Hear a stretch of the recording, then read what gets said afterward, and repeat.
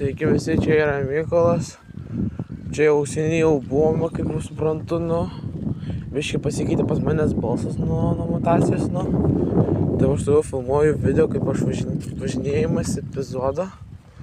Ir čia vėl aplankom tą pačią video, kaip ir iš praeito video, kai mes čia buvom po pirmo, bet dar buvo čia labai anksčiau. Prieš 2 metus ar prieš metus čia buvom, Tai va, ta pati bazė, kaip visada, žodžiu, tai va, nieko kaip ir nematot, nulūžę medžiai, vis kita. Medis tipo buvo, va čia buvo nulūžęs, bet dabar yra šitoje vietoje, Tai va čia yra meteorologinė stotis, kaip visada, ir gražus vaizdelis, kaip matot, miškai visur. Tai va, žodžiu, tai va. Tai dabar laukit kito video, tai neužmirškite like and subscribe. Iki.